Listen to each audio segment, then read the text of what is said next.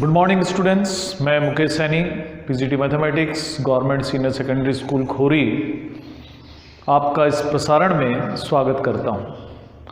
प्यारे बच्चों, पिछले लेक्चर में हमने कंडीशनल प्रोबेबिलिटी के बारे में पढ़ा था और कंडीशनल प्रोबेबिलिटी कैसे फाइंड करते हैं ये भी हमने सीखा था। आज हम कंडीशनल प्रोबेबिलिटी से जुड़ी हुई कुछ वर्ड प्रॉब्लम्स को सॉल्व करेंगे। आज शुरुआत करते हैं हम क्वेश्चन नंबर 6 से। तो इसमें हमें 3 पार्ट दिए हुए हैं। 6 क्वेश्चन में एक कॉइन को 3 बार टॉस किया जाता है। एक कॉइन इज टॉस्ड थ्राइस और उसके बाद में उस सैंपल स्पेस में से हम 2 इवेंट लेते हैं।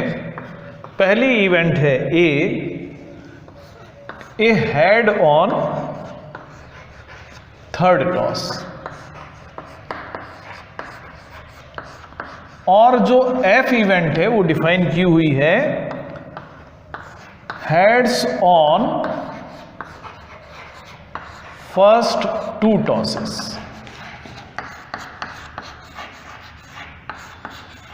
तो ये 2 इवेंट्स हमें इस तरह से डिफाइन की हुई है और हमें इन सभी क्वेश्चन में जो क्वेश्चन नंबर 6 से लेकर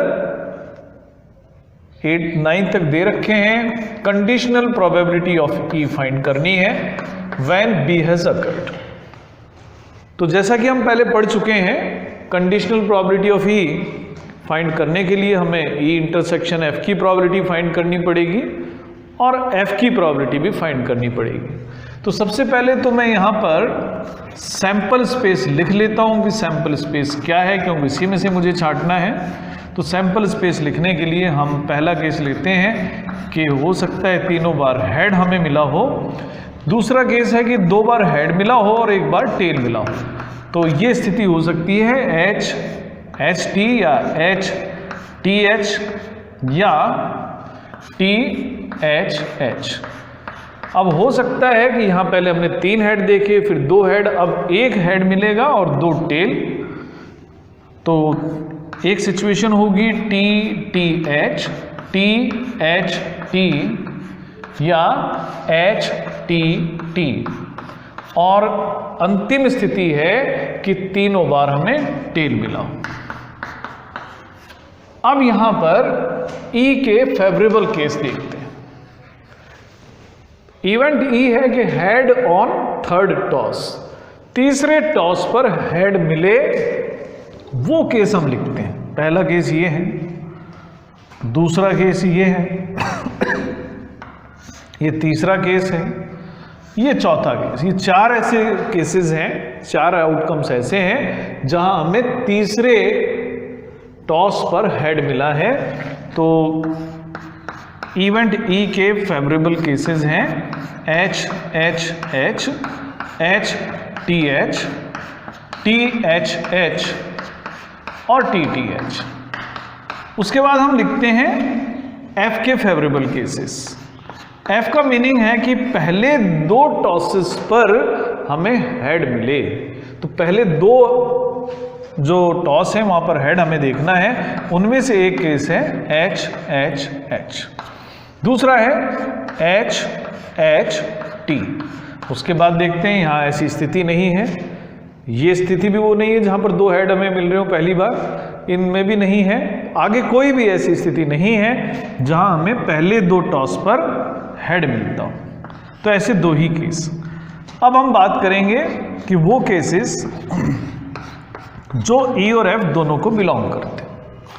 तो वो केसेस जो E और F दोनों को बिलोंग कर रहे हैं, उनमें से HHH तो है ही है। अब आपको देखना है क्या HHT यहां पर है, तो ऐसा कोई केस नहीं है, ये इंटरसेक्शन F। अब बारी आती है कि probability of E when F has happened। तो ये हम पढ़ चुके हैं। इसका मीनिंग है probability of E intersection F divided by PF। अब ई इंटरसेक्शन एफ की प्रोबेबिलिटी की हम बात करते हैं। यहां पर आप प्रोबेबिलिटी फाइंड कर सकते हैं ई इंटरसेक्शन एफ की। तो ई इंटरसेक्शन एफ की जो प्रोबेबिलिटी होगी 1/2 इंटू 1/2 इंटू 1/2। उसके बाद f की प्रोबेबिलिटी की बात करें तो f की जो प्रोबेबिलिटी है उसको फाइंड करने के लिए आपको HHH और HST की प्रोबेबिलिटी फाइंड करनी है।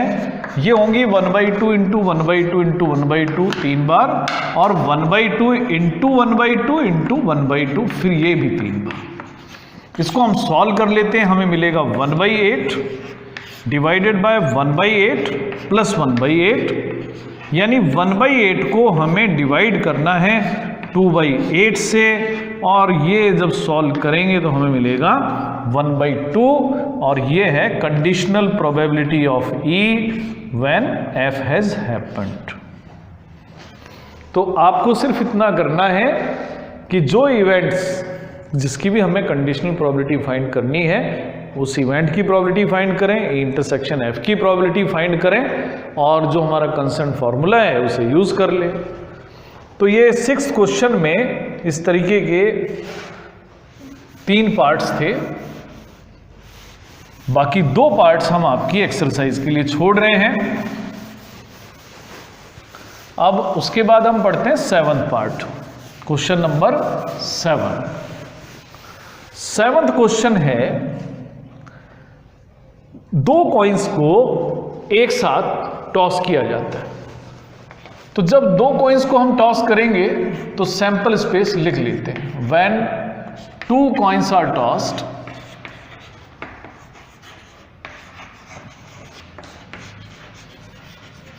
द सैंपल स्पेस इज, जिसे हम ऐसे डिनोट करेंगे, तो सैंपल स्पेस में ऐसी स्थिति में 4 सैंपल पॉइंट होंगे, H H, H T, TH और TT। अब इसी एक्सपेरिमेंट से 2 इवेंट हमें दी जाती हैं। पहली इवेंट है जिसे E नाम दिया गया है, टेल अपीयर्स ऑन 1 कॉइन।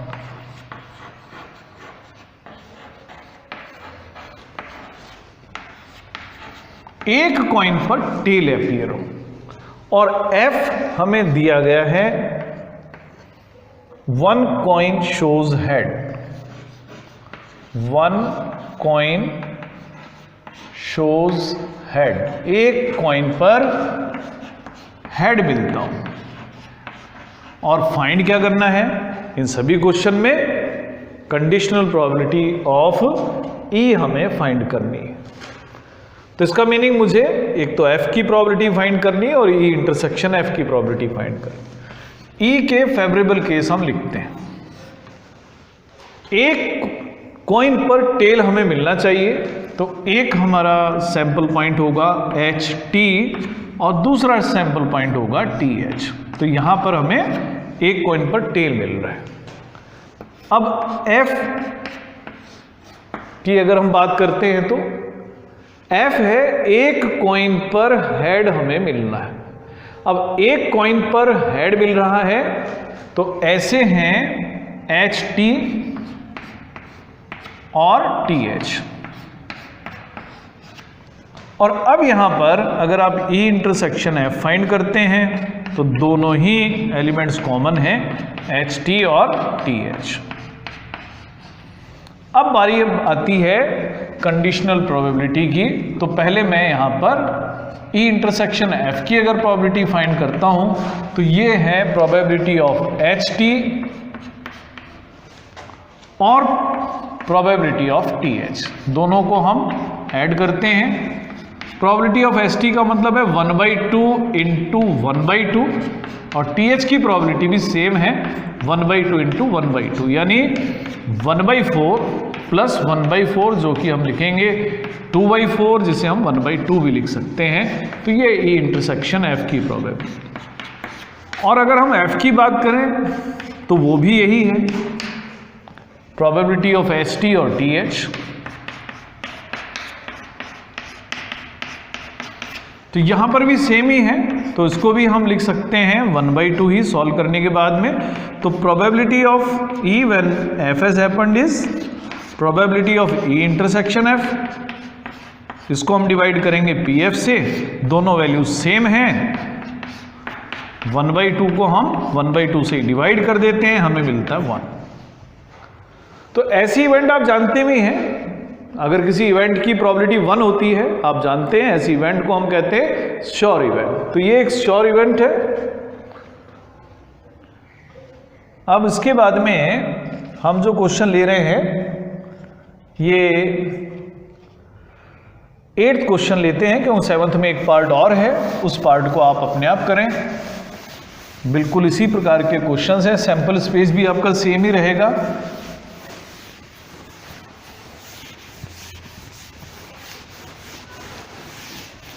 तो 8th क्वेश्चन को हम पढ़ते हैं। 8th क्वेश्चन है, ए डाई इज थ्रोन, एक डाई को थ्रो करा जाता है और इस डाई को 3 बार थ्रो किया जाता है। ए डाई इज थ्रोन थ्राइस, 3 बार उसको थ्रो करा। तो जब भी किसी डाइस को हम एक डाई को 3 बार थ्रो करते हैं, तो एक बार हमें जो सैंपल स्पेस है उसमें कितने पॉइंट होंगे वो हमें लिख लेने हैं। जब भी एक डाई को थ्रो करते हैं तो 6 पॉसिबिलिटीज बनती हैं। 2 डाइस को आप एक साथ थ्रो करेंगे तो 6 × 6 यानी 36 पॉसिबिलिटीज बनती हैं, और 3 डाई उसको आप थ्रो करेंगे तो आपको 6 × 6 × 6 यानी 216 पॉसिबिलिटीज मिलती हैं, 216 आउटकम्स मिलते हैं। तो when a die is thrown thrice, total possible outcomes जो होंगे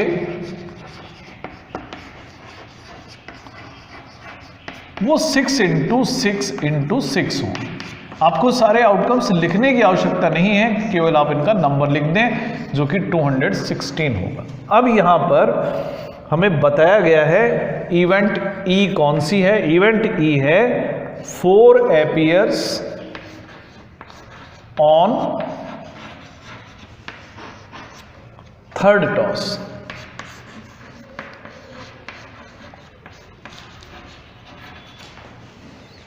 कि तीसरे टॉस पर 4 आए। एफ का मीनिंग है 6 and 5 appears on first 2 tosses।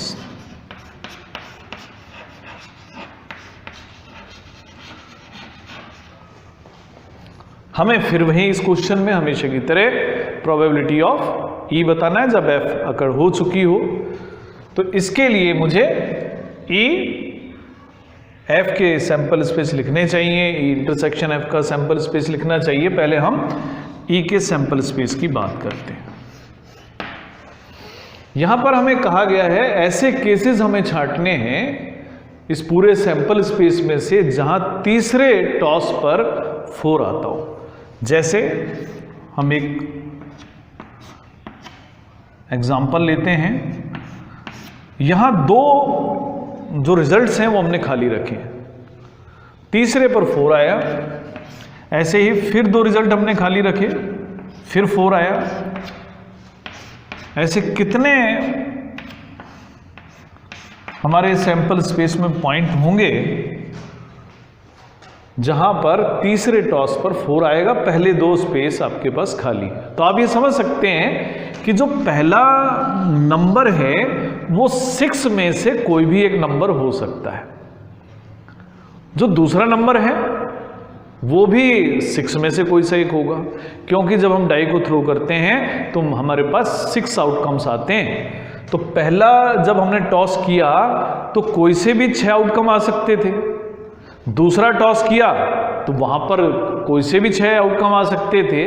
तो इसका मतलब टोटल आउटकम्स फेवरेबल टू ई की अगर मैं बात करता हूं वो 6 इंटू 6 इंटू 1 होंगे।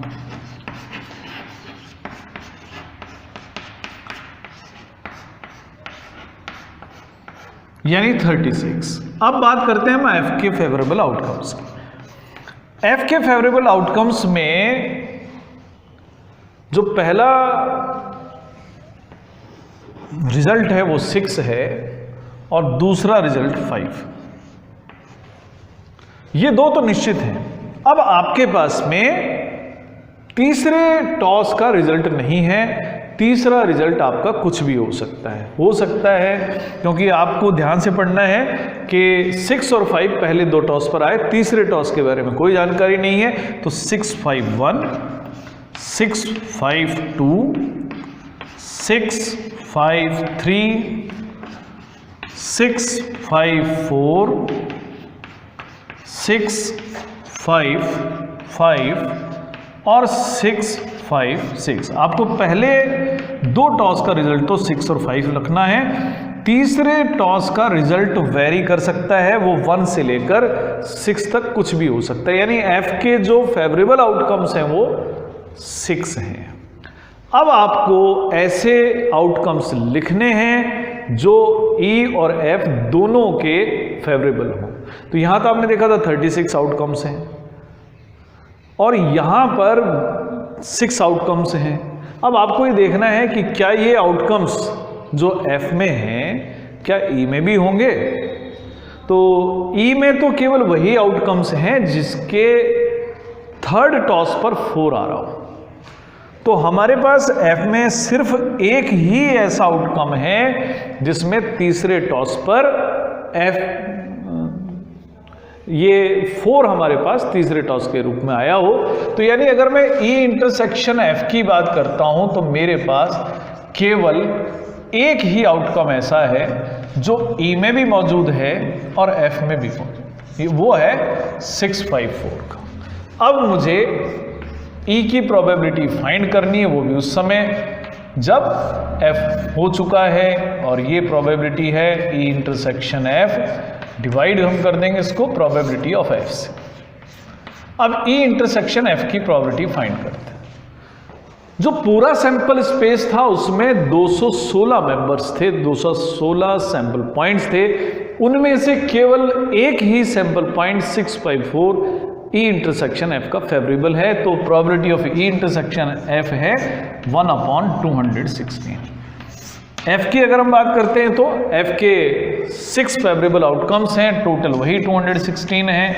तो अब इसको सॉल्व करने पर हमें मिलेगा 1/6। तो ये है conditional probability of E when F has happened.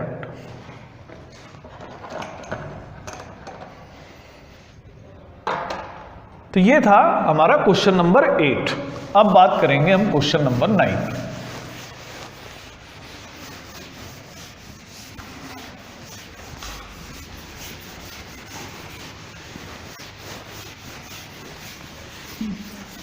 Question number 9 को हम पढ़ते हैं पहले। क्वेश्चन नंबर 9 में हमें दिया हुआ है कि mother, father and son line up at random for a family picture.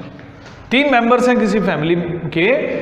Mother जिसे हम एम से डिनोट कर देते हैं, फादर को हम एफ से डिनोट कर देते हैं और सन को एस से डिनोट कर देते हैं।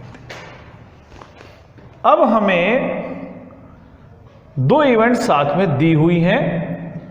तो पहले हम ये देखते हैं कि अगर जब 3 मेंबर्स को हम अरेंज करेंगे किसी लाइन में तो वो अरेंजमेंट कैसे किए जा सकते हैं, कितने प्रकार से किए जा सकते हैं। सैंपल स्पेस होगा,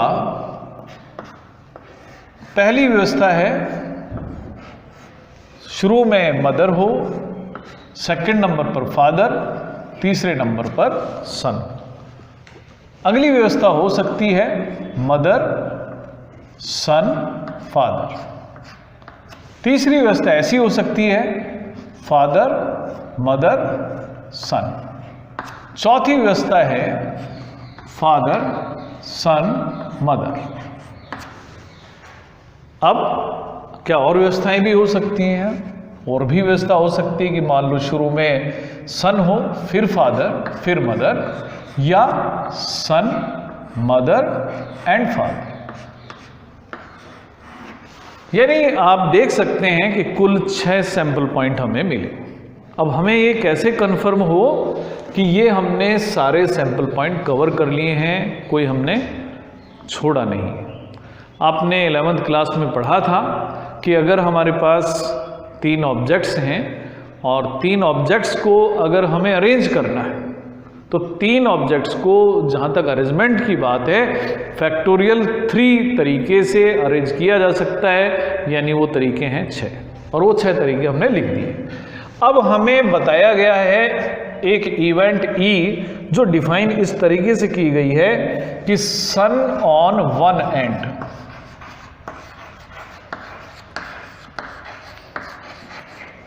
कि जो सन है वो एक किनारे पर मिले, हो सकता है वो लेफ्ट मोस्ट हो या राइट मोस्ट हो, तो उसमें एक सिचुएशन ये है, एक ये भी सिचुएशन है, एक सिचुएशन ये है और एक सिचुएशन ये। 4 सिचुएशन ऐसी हैं जिनमें सन एक कॉर्नर पर है।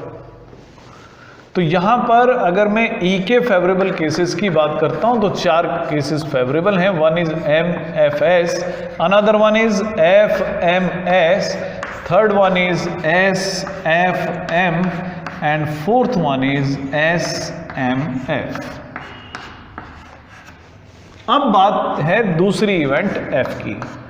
F इवेंट हमें बताया गया है कि father is in middle, father middle में हो, फादर इज इन मिडल।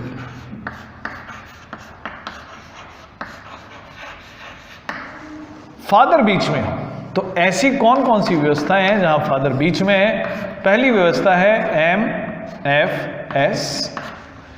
इस व्यवस्था में ऐसा नहीं है, यहां भी ऐसा नहीं है, चौथी व्यवस्था में भी ऐसा नहीं है, लेकिन 5वीं में ऐसा हो रहा है SFM। तो 2 फेवरेबल आउटकम्स हैं F के। अब बात करते हैं ऐसे कितने फेवरेबल आउटकम्स हैं जो E और F दोनों के फेवरेबल। MFS दोनों में मौजूद है, SFM ये भी दोनों में मौजूद है, तो दोनों ही हैं MFS और SFM, ये F में भी हैं और E इंटरसेक्शन F में भी। अब हम बात करेंगे कि हमें फाइंड क्या करना है। सभी क्वेश्चंस में इनमें कहा गया था प्रोबेबिलिटी ऑफ E फाइंड करें व्हेन F हैज अकर्ड, यानी आपको फाइंड करना है कि what is the probability that son is on one and when it is already given कि that father is in the middle. यानी एक कोने पर सन हो जबकि आपको पहले ही बता दिया गया है कि फादर तो बीच में होगा ही होगा।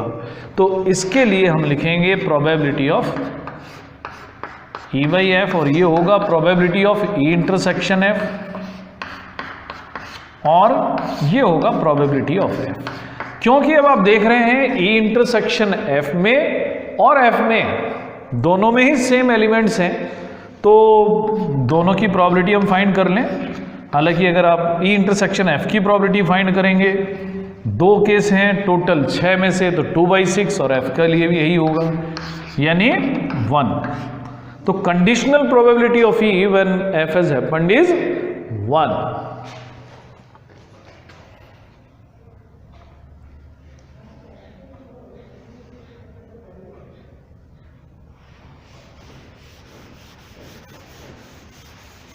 अब अगला जो क्वेश्चन है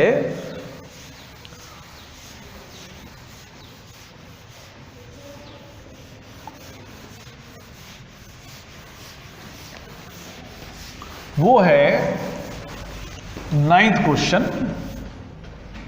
तो 9th क्वेश्चन है हमारा, 9th क्वेश्चन ही था ये, अब हम ले रहे हैं 10th क्वेश्चन। 10th क्वेश्चन है ए black and a red dice are rolled. Black and red dice are rolled.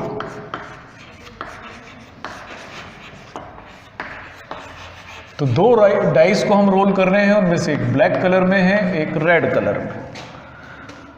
अब हमें पहला क्वेश्चन है कि find the conditional probability of obtaining a sum greater than 9 given that black die resulted in 5। अभी तक के questions में हमें ई और एफ क्वेश्चन में ही डिफाइन करके दिया हुआ था। अब जो आगे क्वेश्चंस हैं वहां हमें खुद ही इवेंट्स को डिफाइन भी करना होगा और ये खुद हमें डिसाइड करना होगा कि आखिर हमें फाइंड क्या करना है। तो एक बार इस क्वेश्चन को हम दोबारा पढ़ते हैं। तो शुरुआत में हमें कहा गया कि एक ब्लैक और एक रेड डाई को रोल करा गया है। तो आप लिख सकते हैं when black and red dice are rolled then total possible outcomes जो होंगे वो 36।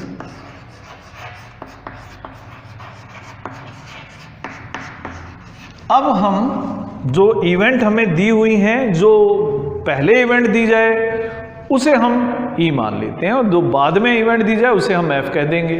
तो पहली इवेंट है, हम डिफाइन करते हैं, late we define.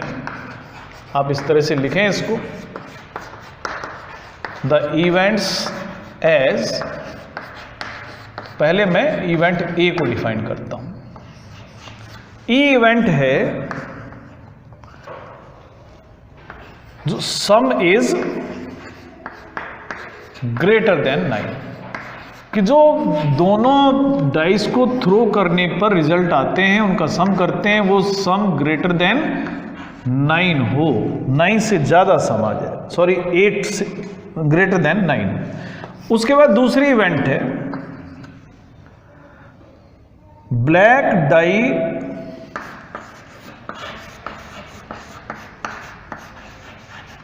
Results in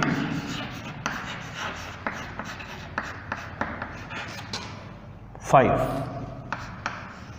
तो ये दो इवेंट हमने मानी, लेकिन अब सबसे बड़ा प्रश्न अभी भी हमारे पास है कि आखिर हमें फाइंड क्या करना है। Conditional probability of E find करनी है या conditional probability of F find करना। इसके लिए आपको इस क्वेश्चन को दोबारा पढ़ना पड़ेगा। जो कंडीशनल प्रोबेबिलिटी के क्वेश्चंस हैं उन्हें आप अच्छी तरह से पढ़ें, तभी आपको मालूम होगा कि आपको conditional probability of E find करना है या एफ फाइंड करना है। तो यहाँ एक बार जब आप स्टेटमेंट को पढ़ेंगे तो मैं स्टेटमेंट को आपको पढ़ के सुनाता हूँ। लिखा हुआ है find the conditional probability of obtaining a some greater than 9 when black dye results in 5। यानी आप क्लियर हो गए हैं कि हमें यहाँ फाइंड करना है कंडीशनल प्रोबेबिलिटी ऑफ ई। तो here we will find conditional probability of E। तो ये तो हमें क्लियर हो गया कि कौन सी कंडीशनल प्रोबेबिलिटी हमें फाइंड करनी है। अब मुझे ई एफ और ई इंटरसेक्शन एफ के सैंपल स्पेस को लिखना हो, क्योंकि दो डाइस हैं उनके रिजल्ट्स को हमें लिखना है। मान लेते हैं कि पहले हम ब्लैक डाई के रिजल्ट लिख रहे हैं और सेकंड नंबर पर रेड डाइस के रिजल्ट लिख रहे हैं। तो सैंपल स्पेस में तो आप देख ही रहे हैं 36 एलिमेंट होंगे। तो ई के फेवरेबल केस लिखते हैं। यहां बताया गया कि सम ग्रेटर देन 9 होना चाहिए। अब सम ग्रेटर देन 9 है, इसका मीनिंग है कि जब भी हम दो डाइस को थ्रो करते हैं तो सम 10 भी हो सकता है, 11 भी हो सकता है और 12 भी हो सकता है। तो सम अगर 10 है तो ऐसी स्थिति में हो सकता है ब्लैक डाई पर 5 और रेड डाई पर 5 आए। हम पहले ब्लैक फिर रेड लिख रहे हैं। यह एक सिचुएशन ऐसी भी हो सकती है कि ब्लैक पर 6 आ जाए, रेड पर 4 आ जाए। एक और सिचुएशन भी राइज होती है कि हो सकता है ब्लैक पर 4 आया और रेड पर 6 आया। तो ये तो था 10 का सम, हो सकता है सम 11 आ जाए। तो ऐसी दो सिचुएशन है, 5-6 या 6-5। क्रम आप वही रखेंगे, पहले ब्लैक फिर रेड। और एक और सिचुएशन क्रिएट हो सकती है, राइज होती है कि हो सकता है कि दोनों टॉसेस पर 6 आया हो, ब्लैक पर भी रेड पर भी। तो मेरे पास 1, 2, 3, 4, 5 और 6 फेवरेबल आउटकम्स बनते हैं। अब हम बात करेंगे एफ के फेवरेबल आउटकम्स। एफ के बारे में हमें कहा गया है कि ब्लैक डाई पर रिजल्ट 5 आता है। ब्लैक डाई के रिजल्ट हम पहले लिख रहे हैं, मान लेते हैं ब्लैक डाई पर 5 आया है, उसके कॉरेस्पॉन्डेंस में जो सेकंड टॉस है वो रेड कलर वाले डाइस का किया जाएगा, हो सकता है वहाँ 1 आ जाए। तो एक चांस है 5-1 का, दूसरा हो सकता है कि 5 आने पर साथ में 2 आया हो, या 5-3 या 5-4 या 5-5 या 5-6। तो ये हमारे पास बने हैं एफ के फेवरेबल केस, ये भी 6। इनमें से अब हम देखते हैं कि हमारे फेवरेबल केस कितने हैं जो ई और एफ दोनों को फेवर करते हैं। यहां एफ में वो ही केस लिए गए हैं जहां पर 5 पहले आता है। तो यहां पर भी देख सकते हैं 5-5 एफ में भी है, ई में भी, 5-6 दोनों में। लेकिन 5-1 यहां नहीं है, 5-2 यहां नहीं है, 5-3 नहीं है, 5-4 नहीं है।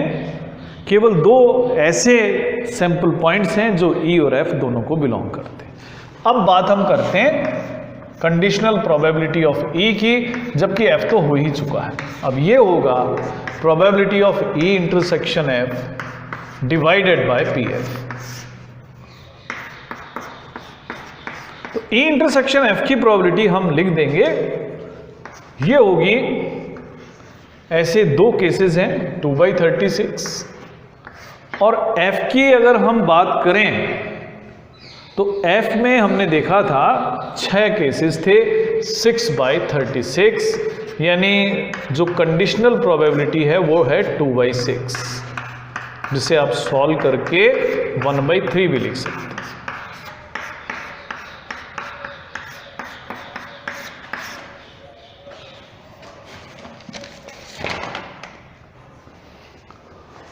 तो ये हमने आज कुछ वर्ड प्रॉब्लम से शुरुआत की थी।